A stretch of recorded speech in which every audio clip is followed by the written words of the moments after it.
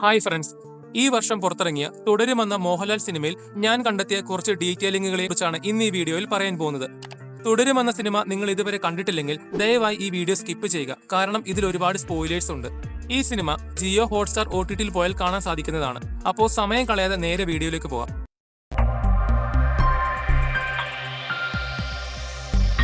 നമുക്കറിയാം, തുടരുമെന്ന സിനിമ ഒരുപാട് വർഷങ്ങൾക്ക് മുൻപേ തന്നെ ചെയ്യാൻ തീരുമാനിച്ച ഒന്നായിരുന്നു. 2012 സ്പിരിറ്റ് എന്ന സിനിമയുടെ ലൊക്കേഷനിൽ വെച്ച് ലാലേട്ടനോട് കഥ പറഞ്ഞപ്പോൾ സിനിമയുടെ തിരക്കഥാകൃത്തായ KR സുനിലിന്റെ മനസ്സിൽ നായകൻ മോഹൻലാലും വില്ലനായ ഇൻസ്പെക്ടർ ജോർജിന്റെ കഥാപാത്രം നെടുമുടി വേണുവിനെ കൊണ്ട് ചെയ്യിപ്പിക്കാനായിരുന്നു തീരുമാനിച്ചത്. വർഷങ്ങൾക്ക് മുൻപേ തന്നെ ഇതിന്റെ അപ്ഡേറ്റുകൾ പത്രമാധ്യമങ്ങളിൽ വന്നിരുന്നു. അന്ന് സിനിമയുടെ പേര് ബെൻസു വാസു എന്നായിരുന്നു. പിന്നീട് സംവിധായകനായ തരുൺ മൂർത്തി വന്നതിന് ശേഷമാണ് കൂടുതൽ മാറ്റങ്ങൾ വരുത്തി ഈ രൂപത്തിലാക്കിയത്. തുടരുമെന്ന പേരിന് മുൻപ് വിന്റേജ് എന്ന് പേരിടാൻ തരുൺ മൂർത്തി ഈ സിനിമയ്ക്ക് തീരുമാനിച്ചിരുന്നു. ഇനി സിനിമയിലേക്ക് വരുമ്പോൾ തുടരുമെന്ന പേര് 3 രീതിയിൽ 3 സ്ഥലങ്ങളിൽ കാണിക്കുന്നുണ്ട്. ആദ്യമായി പേര് കാണിക്കുമ്പോൾ വളരെ ശാന്തമായ രീതിയിൽ പ്ലെയിൻ ആയിട്ടാണ് എഴുതിയിരിക്കുന്നത്. രണ്ടാമതായി ഇന്റർവെൽ ഭാഗത്ത് പേര് കാണിക്കുമ്പോൾ രക്തവും മുറിവും ബ്ലീഡിങ്ങും ആ പേരിൽ കാണാം. ഇനി മൂന്നാമതായി ക്ലൈമാക്സ് ഭാഗത്ത് പേര് കാണിക്കുമ്പോൾ ആ മുറിവുകൾ തുന്നിക്കെട്ടി സുഖപ്പെടുത്തിയിരിക്കുന്നതായി കാണാം. ഇതെല്ലാം സിനിമയുടെ കഥയുടെ 3 ഭാഗങ്ങളുടെ രൂപകമാണ്. മദ്രാസിലെ സ്റ്റണ്ട് ഡൂപ്പായിരുന്ന മോഹൻലാലിന്റെ ഷൺമുഖം കേരളത്തിൽ ടാക്സി ഡ്രൈവറായി ജോലി ചെയ്ത് സന്തോഷത്തോടെ ജീവിക്കുന്നതിനിടയിൽ മകളെ പ്രണയിച്ചെന്ന പേരിൽ ഇൻസ്പെക്ടർ ജോർജ് ഷൺമുഖത്തിന്റെ മകനെ കൊന്ന് ആ കേസ് ഷൺമുഖത്തിന്റെ തലയിൽ കെട്ടിവെക്കുകയും പിന്നീട് ഷൺമുഖം തന്റെ മകനെ കൊന്നവരോട് പ്രതികാരം ചെയ്യുന്നതുമാണ് സിനിമയുടെ കഥ. സിനിമയുടെ തുടക്കം മുതൽ അവസാനം വരെ കഥാപാത്രങ്ങൾക്കും മറ്റു കാര്യങ്ങൾക്കും ഒരുപാട് ഡീറ്റെയിലിംഗ് സംവിധായകൻ കൊടുത്തിട്ടുണ്ട്. ഷൺമുഖൻ എന്ന പേരും ഷൺമുഖന്റെ വലതു കൈയിൽ കുത്തിയിരിക്കുന്ന മുരുകന്റെ വേലിന്റെ ടാറ്റുവും ഷൺമുഖന്റെ മൊബൈൽ ഫോൺ റിംഗ് ടൂണായ മുരുകന്റെ ഭക്തിഗാനം തുടങ്ങിയവയിലൂടെ ഷൺമുഖൻ ഒരു മുരുക ഭക്തനാണെന്ന് കാണിക്കുന്നു. അതോടൊപ്പം ഒരുപാട് മോഹൻലാൽ സിനിമകളുടെ ഡയലോഗുകൾ റെഫറൻസായി പലയിടങ്ങളിൽ കാണിക്കുന്നുണ്ട്. പ്രത്യേകിച്ചും ആറാട്ട്, കിലുക്കം, രാവണപ്രഭു, മണിച്ചിത്രത്താഴ്, സ്ഫടികം, നരസിംഹം, മലയക്കോട്ടെ വാലിബൻ, മരക്കാർ, അങ്ങനെ ലിസ്റ്റ് ഒരുപാട് നീളുന്നുണ്ട്. മോഹൻലാലിന്റെ ഭാര്യയായ ശോഭന നടത്തുന്ന മില്ലിന്റെ പേര് അദ്ദേഹം മുൻപ് അഭിനയിച്ച പവിത്രം എന്ന സിനിമയുടെ അതേ പേരാണ്. അതോടൊപ്പം സിനിമയിലെ മണിയൻ താമസിക്കുന്ന കോളനിയുടെ പേര് വിയറ്റ്നാം നഗർ എന്നാണ്. അത് വിയറ്റ്നാം കോളനി എന്ന സിനിമയുടെ പേരിനെ സൂചിപ്പിക്കുന്നു. സിനിമയിലെ വളരെ പ്രധാനപ്പെട്ട ഒരു സീനായിരുന്നു മോഹൻലാലിന്റെ വാഷ്റൂമിൽ വെച്ചുള്ള എമോഷൻസ്. ഇത് മോഹൻലാൽ മുൻപ് അഭിനയിച്ച അഹം എന്ന സിനിമയിലെ ഒരു സീനിന്റെ റെഫറൻസ് ആണ്. അതോടൊപ്പം ഫർഹാൻ ഫാസിലിന്റെ വിരല് കട്ട് ചെയ്യുന്ന സമയത്ത് മോഹൻലാൽ ഒരു പ്രത്യേക രീതിയിൽ ചിരിക്കുന്നുണ്ട്. അത് സതയം എന്ന സിനിമയിലെ അതേ ചിരിയും അതേ ഷോട്ടും ആംഗിളുമാണ്. അതുമാത്രമല്ല, മണിയന്റെ കഥാപാത്രത്തെ കാണിക്കുമ്പോൾ മണിയന്റെ ഹെൽമെറ്റിൽ narcotics is a dirty business എന്ന് എഴുതിയിട്ടുണ്ട്. ഇത് 20ാം നൂറ്റാണ്ടിലെ മോഹൻലാൽ പറഞ്ഞ ഡയലോഗാണ്. എന്നാൽ ഇതൊക്കെ ഹെൽമെറ്റിൽ എഴുതിയ ഇതേ മണിയനെ തന്നെയാണ് കഞ്ചാവ് കേസിൽ പൊക്കുന്നതെന്ന് കാണിക്കുന്നത് വളരെ കോമഡിയായി പോയി. ഇനി സിനിമയിൽ ഫോർ ഷാഡോയിങ്ങിന് സമാനമായി ഉപയോഗിച്ച കുറെ ഡയലോഗുകളുണ്ട്. അതിലൊന്നായിരുന്നു മോഹൻലാലിന്റെ മകന്റെ സുഹൃത്തുക്കൾ കാറിനെ കുറിച്ച് നല്ലത് പറയുമ്പോൾ മോഹൻലാൽ തന്റെ മകനോട് പറയുന്നുണ്ട്, നീ കാറിലിരിക്കണ്ട, നീ ഡിക്കിയിൽ പോയിരുന്നാൽ മതിയെന്ന്. ഇത് തന്നെയാണ് വാസ്തവത്തിൽ പിന്നീട് സിനിമയിൽ സംഭവിക്കുന്നത്. മോഹൻലാലിന്റെ മകനെ കൊന്ന് കാറിന്റെ ഡിക്കിയിൽ കൊണ്ടിടുന്നു. അതുമാത്രമല്ല, മണിയന്റെ അമ്മ മോഹൻലാലിന്റെ മുഖത്ത് നോക്കി പ്രാകുന്നുണ്ട്, നീയും നിന്റെ കാറും മുടിഞ്ഞു പോകത്തേ ഉള്ളൂ എന്ന്. ശരിക്കും ആ ഒരു സീനിന് ശേഷമാണ് പിന്നീട് മോഹൻലാലിന്റെ കാറും മകന്റെ മരണവും തൊട്ട് എല്ലാ പ്രശ്നങ്ങളും സിനിമയിൽ ആരംഭിക്കുന്നത്. ഇനിയാണ് സിനിമയിലെ പ്രധാനപ്പെട്ട 2 വില്ലന്മാരുടെ വരവ്. പ്രധാന വില്ലനായ ഇൻസ്പെക്ടർ ജോർജിന് താഴ്വാരം സിനിമയിലെ വില്ലന്റെ റെഫറൻസ് ആണ് തരുൺ മൂർത്തി കൊടുത്തിട്ടുള്ളത്. അതോടൊപ്പം സിനിമയിലെ മോഹൻലാലിനെ കാടിളക്കി വരുന്ന ഒറ്റയാനായിട്ടാണ് കാണിക്കുന്നത്. തുടരുമെന്ന സിനിമയുടെ ടൈറ്റിൽ കാണിക്കുന്ന സമയത്ത് പെണ്ണാനയും 2 മക്കളും അവരെ സംരക്ഷിച്ച് മുന്നിൽ കിടന്നുറങ്ങുന്ന ഒറ്റയാനയും കാണിക്കുന്നു. അത് ഷൺമുഖത്തിന്റെ കുടുംബത്തെയാണ് സംവിധായകൻ ഉദ്ദേശിച്ചത്. പാമ്പിനെ പോലെ അക്രമകാരിയായി വന്ന ഇൻസ്പെക്ടർ ജോർജിന് വേണ്ടി പാമ്പിന്റെ സൗണ്ട് എഫക്റ്റും കുറുക്കനെ പോലെ കൂർമ്മ ബുദ്ധിയുള്ള SI ബെന്നിയുടെ കഥാപാത്രത്തിന് കുറുനരിയുടെ സൗണ്ടും മോഹൻലാലിന്റെ ഷൺമുഖത്തിന് ഒറ്റയാന്റെ സൗണ്ടും മ്യൂസിക്കിൽ ജെയ്ക്സ് ബിജോയ് വളരെ മനോഹരമായി മിക്സ് ചെയ്തിട്ടുണ്ട്. സിനിമയിൽ ഫർഹാൻ ഫാസിലിന്റെ സുധീഷ് എന്ന പോലീസ് കഥാപാത്രത്തിന്റെ അനുജത്തിയുടെ കല്യാണത്തിന് പോകുമ്പോൾ അനുജത്തിക്ക് വേറെ ഒരാളോട് പ്രണയമുണ്ടെന്നും കല്യാണ വീട്ടിൽ അയാൾ വന്ന് പ്രശ്നമുണ്ടാക്കിയപ്പോൾ അച്ഛൻ അയാളെ അറിയാതെ അടിച്ചു കൊന്നുവെന്നും ജോർജ് ഷൺമുഖത്തിനോട് കാറിൽ വെച്ച് പറയുന്നുണ്ട്. എന്നാൽ ഇത് സത്യമാണെന്ന് പ്രേക്ഷകർക്ക് തോന്നിപ്പിക്കാൻ വേണ്ടി സംവിധായകനായ തരുൺ മൂർത്തി ആ സീനിൽ കല്യാണ പെണ്ണ് വളരെ ടെൻഷനോടെ ഫോണിൽ ആരോടൊക്കെയോ സംസാരിക്കുന്നതായി കാണിക്കുന്നുണ്ട്.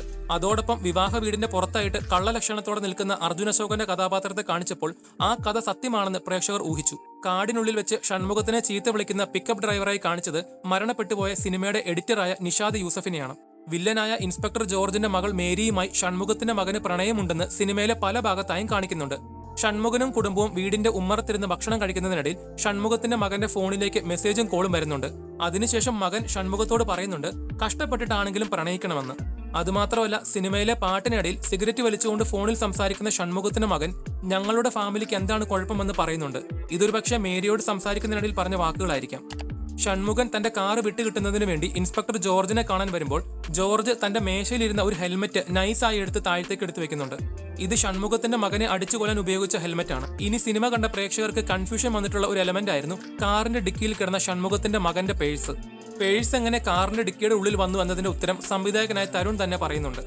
ഇൻസ്പെക്ടർ ജോർജ് ഷൺമുഖത്തിന്റെ മകനെ സ്റ്റേഷന്റെ ഉള്ളിൽ വെച്ച് കൊന്ന ശേഷം SI ബെന്നി മകന്റെ ശരീരം ചാക്കിനുള്ളിലാക്കുന്നു.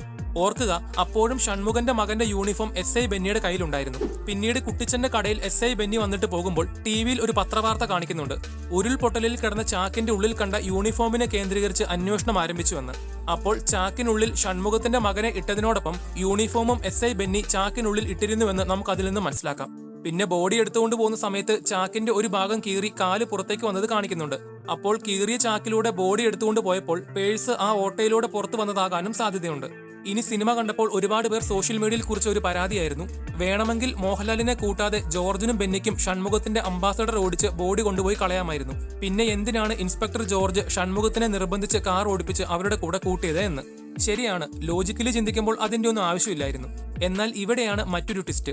അതായത് ഇൻസ്പെക്ടർ ജോർജ് ഷൺമുഖത്തിനോട് പറയുന്നുണ്ട്, 10-36 വർഷമായിട്ട് പുറത്ത് ആർക്കും അറിയാത്തതും പറയാത്തതുമായിട്ടുള്ള ഒരുപാട് കാര്യങ്ങൾ താൻ ചെയ്തിട്ടുണ്ട് എന്ന്. അതുമാത്രമല്ല SI ബെന്നി ജോർജിനോട് പറയുന്നുണ്ട് 4 ആൾ കൂടുമ്പോഴുള്ള തന്റെ ഓവർ സ്മാർട്ട്നെസ് കുറയ്ക്കണമെന്ന്. അപ്പോൾ ഇത്രയും എക്സ്പീരിയൻസ് ഉള്ള ഒരുപാട് കൊള്ളരുതായ്മ ചെയ്ത ഇൻസ്പെക്ടർ ജോർജിന് ഇതൊന്നും വലിയ പുത്തരിയല്ല. അതുകൊണ്ട് നാളെ ഒരു ഇഷ്യൂ ഉണ്ടായാൽ ഷൺമുഖത്തിനെതിരെ തെളിവ് നിരത്താനും കൂടി വേണ്ടിയാണ് കൂർമ്മ ബുദ്ധിയോടെ ജോർജ് ഷൺമുഖത്തിനെ കൂടെ കൂട്ടിയത്. അതുകൊണ്ട് തന്നെയാണ് പിന്നീട് അവർക്കെതിരെ കേസ് തിരിഞ്ഞപ്പോൾ ഷൺമുഖത്തിന്റെ മകനല്ല ഇതെന്നും മക്കൾ തമ്മിലുള്ള ഇമ്മോറൽ ബന്ധത്തെ കെട്ടുകഥയാക്കി ഇൻസ്പെക്ടർ ജോർജ് കേസ് വളച്ചൊടിച്ചത്. എന്നാൽ നിങ്ങൾ എത്ര പേർ ശ്രദ്ധിച്ചു? ഇൻസ്പെക്ടർ ജോർജ് തന്റെ മകളെ ഉപദ്രവിക്കാനായി വാഷ്റൂമിന്റെ ഡോർ വെട്ടിപ്പൊളിക്കുന്നത് വാസ്തവത്തിൽ 1980 സ്റ്റാൻലി കുബ്രിക് സംവിധാനം ചെയ്ത ദ ഷൈനിങ് എന്ന സിനിമയുടെ സീനിന്റെ അതേ റെഫറൻസ് ആണ്. അതോടൊപ്പം ഇൻസ്പെക്ടർ ജോർജ് ഷൺമുഖത്തിന്റെ മകൻ മരിച്ച വിവരം ഷൺമുഖത്തിന്റെ വീട്ടിൽ വന്ന് പറയുന്ന സമയത്ത് ഷൺമുഖത്തിന്റെ പട്ടി ഇൻസ്പെക്ടർ ജോർജിനെ നോക്കി ഒരുപാട് കുരയ്ക്കുന്നുണ്ട്. കൊലപാതകം നടക്കുന്ന സമയത്ത് കാറിനുള്ളിൽ ജോർജ് ഉണ്ടായിരുന്നത് കൊണ്ട് പട്ടി ജോർജിനെ തിരിച്ചറിഞ്ഞു എന്നുള്ളത് അത് സൂചിപ്പിക്കുന്നു. അതോടൊപ്പം ഷൺമുഖത്തിന്റെ പഴയ അംബാസഡർ കാർ തന്റെ സ്റ്റണ്ട് മാസ്റ്റർ 20 വർഷങ്ങൾക്ക് മുൻപ് തനിക്ക് സമ്മാനമായി തന്നതാണെന്ന് പറയുന്നുണ്ട്. എന്നാൽ പഴയ ഫോട്ടോകൾ കാണിക്കുന്ന സമയത്ത് കാറിന്റെ നമ്പർ പ്ലേറ്റിൽ ആൽഫബറ്റ്സും പിന്നീട് കാണിക്കുമ്പോൾ വേറെ നമ്പർ പ്ലേറ്റുമാണ്. ഇത് പിന്നീട് കാർ കേരളത്തിൽ കൊണ്ടുവന്ന് റീരജിസ്ട്രേഷൻ ചെയ്തിരുന്നു എന്നതിനെ സൂചിപ്പിക്കുന്നു. ചെറിയതാണെങ്കിലും അതൊരു നല്ല ഡീറ്റെയിലിംഗ് ആയിരുന്നു. ഇനി സിനിമയുടെ ക്ലൈമാക്സ് ഭാഗത്തായി ഇൻസ്പെക്ടർ ജോർജ് തന്റെ ഭാര്യയെയും ഉപദ്രവിച്ച് കൊന്നിരുന്നുവെന്ന് ഷൺമുഖത്തിന്റെ മകൻ പറയാൻ ശ്രമിക്കുന്നുണ്ട്. ആ ഒരു ഭാര്യ കഥാപാത്രമായി കാണിക്കുന്നത് മരണപ്പെട്ടു പോയ കൽപ്പനയാണ്. ആ സമയത്ത് കൽപ്പനയുടെ ഒരു പഴയ ഫോട്ടോ സിനിമയിൽ കാണിക്കുന്നുണ്ട്. സിനിമയുടെ ക്ലൈമാക്സ് ഭാഗത്തായി ഷൺമുഖത്തിനെ അറസ്റ്റ് ചെയ്തുകൊണ്ട് പോകുന്ന സമയത്ത് പത്രമാധ്യമങ്ങളോട് തന്റെ മകനെ താൻ കൊന്നിട്ടില്ല എന്നും തന്റെ മകനെ കൊന്നവരെ താൻ കൊന്നുവെന്ന് പറഞ്ഞ് മുഴുവിപ്പിക്കുന്നതിന് മുൻപായി അവരെ അവിടെ നിന്ന് പോലീസ് മാറ്റുന്നു. ചുരുക്കി പറഞ്ഞാൽ ഈ നാട്ടിലെ തെറ്റ് ചെയ്യാത്തൊരു പ്രതിക്ക് പറയാനുള്ളത് പോലും നമ്മുടെ നിയമം പറയാൻ അനുവദിക്കുന്നില്ല എന്ന് സൂചിപ്പിക്കുന്നു. ഇനിയും ഒരുപാട് ഡീറ്റെയിൽസുകൾ പറയണമെന്നുണ്ട്. എന്നാൽ ജിയോ ഹോട്ട്സ്റ്റാർ OTTയുടെ നിയമങ്ങൾ മൂലം ഒരുപാട് കാര്യങ്ങൾ നമുക്ക് പറയാൻ കഴിയില്ല. സിനിമ കണ്ടപ്പോൾ നിങ്ങൾ കണ്ടെത്തിയ മറ്റ് ആശയങ്ങൾ കമന്റ് ബോക്സിൽ രേഖപ്പെടുത്തുക. അതോടൊപ്പം വീഡിയോ ഇഷ്ടപ്പെട്ടെങ്കിൽ ചാനൽ സബ്സ്ക്രൈബ് ചെയ്യുന്ന കാര്യം ഒന്ന് പരിഗണിക്കുക. അപ്പോൾ അടുത്തൊരു വീഡിയോയുമായി വരുന്നത് വരെ ബൈ.